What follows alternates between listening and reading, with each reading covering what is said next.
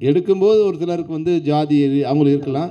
ஆனால் நீங்கள் ஜாதியை முன்னிறுத்தி இருக்கிற படங்கள் எதுவுமே மக்களால் எல்லாருமாலுமே அது வந்து ஏற்றுக்கொள்ளப்படுவதில்லை. ஒரு சிலரால் இருக்கலாம்.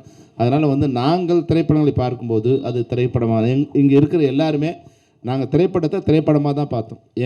இங்கே இருக்கவங்களாம் யாரும் எந்த ஜாதியும் எங்களுக்கு இது வரைக்கும் தெரியாது. 40 வருஷம் ஆகி கூட எங்களுக்கு தெரியாது. அதனால் திரைப்படத்தை பார்க்கும்போது திரைப்படமாக தான் நாங்கள் பார்ப்போம். நிச்சயமாக நீங்கள் அந்த கவலை விட்டுருங்க. நாங்கள் திரைப்படத்தை திரைப்படமாக தான் பார்ப்போம். We'll take one last question, please. Bhagyaraj sir, நீங்கள் ஜூரி தலைவரனால கேட்குறோம்.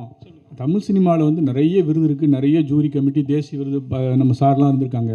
ஆனால் நம்மளுக்கு வந்து சிவாஜி சாருக்கு இது வரைக்கும் விருது கிடைக்கவே இல்லை. ரஜினி சார் வந்து 50 வருஷமாக இருக்கார், விருது கிடைக்கவே இல்லை. எம்எஸ்வி சாருக்கு கிடைக்கல, நாகேஷ் சாருக்கு கிடைக்கல. அது மாதிரி ஆளுக்கெல்லாம் தேசிய விருதுங்க வந்து கிடைக்கவே இல்லை. அதுக்கு என்ன காரணம்னு நினைக்கிங்கன்னா உங்கள் பக்கத்துலேயே ஒரு கமிட்டி தலைவர்லாம் கூட இருந்திருக்காங்க. இது ஏன் தேசிய விருது கொடுக்கலன்னு நம்ம எப்படி எனக்கு புரியல, எப்படி சொல்கிறதுன்னு சொல்லி. அதாவது ஒரு பெரிய பிரச்சனை என்னென்னா, நம்ம இங்கே ரசித்து கொண்டாடுற திரைப்படங்கள் இருக்கு. அந்த திரைப்படங்கள் சமயத்தில் தேசிய விருதுக்கு அந்த வருஷத்துக்கு அனுப்புகிறதே இல்லை. அது யார் தப்புன்றது தெரியாது. இப்போ அவங்க அறிவிக்கிற தேதிக்குள்ளே நம்ம அனுப்பணும். அது சப்போஸ் அந்த நடிகருக்கும் தயாரிப்பாளருக்கும் பிரச்சனையாக இருக்கலாம், அந்த நடிகருக்கும் டைரக்டருக்கும் பிரச்சனையாக இருக்கலாம்.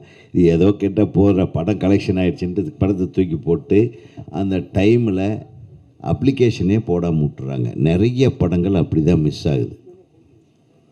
நான் ஒரு தேசிய விருது கமிட்டியில் இருந்ததுனால சொல்கிறேன்.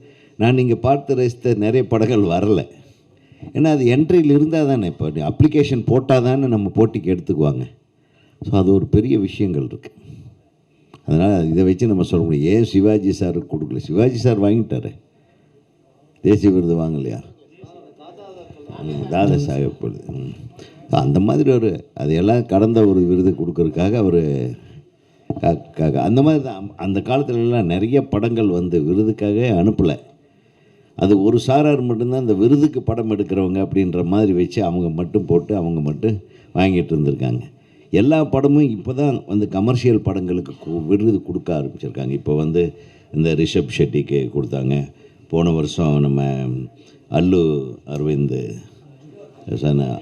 அர்ஜுனுக்கு கொடுத்தாங்க. ஸோ அந்த மாதிரி கமர்ஷியல் படம் இப்போது நம்ம தம்பி ஒரு தனுஷ் அவர்களுக்கு கொடுத்தாங்க. இதெல்லாம் வந்து இப்போ தான் கமர்ஷியல் ஹீரோக்களுக்கு கொடுக்க ஆரம்பிச்சிருக்காங்க.